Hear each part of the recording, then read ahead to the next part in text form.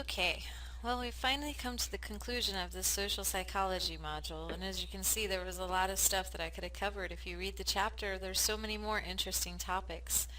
So, I don't think this was the most beautiful chapter, or the most motivating chapter, but it's very fascinating. And so I wanted to leave off with this thought, okay?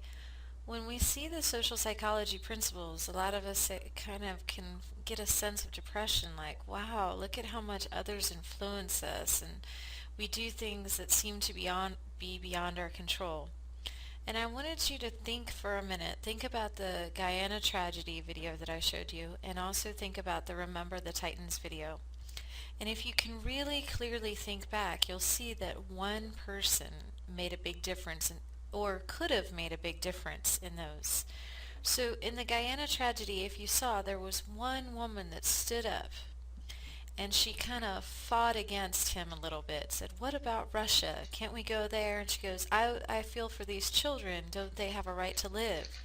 And I think like if just a couple more people would have stood up, maybe there wouldn't have been that mass suicide.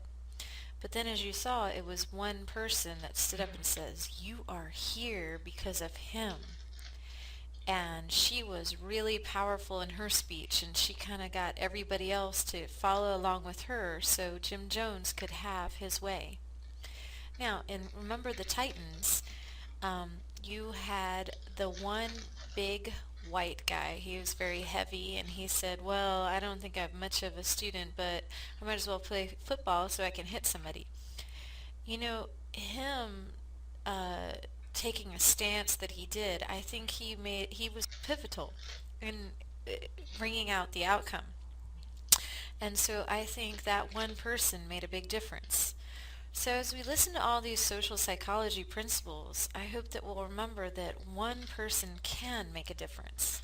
And the final thing that I want to talk to you about is this concept called the bystander effect. It's a psychological phenomenon in which someone is less likely to intervene in an emergency situation when other people are present and able to help than when he or she is alone. So this is a pretty interesting concept, and maybe some of you have heard about this Kitty Genevieve's case where a woman was screaming rape, rape, rape. It was in New York City. And they estimated about 40 different people probably heard her calls for help, but no one ever called the police.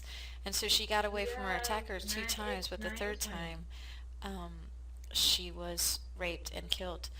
And so maybe you guys have experienced that sometime where you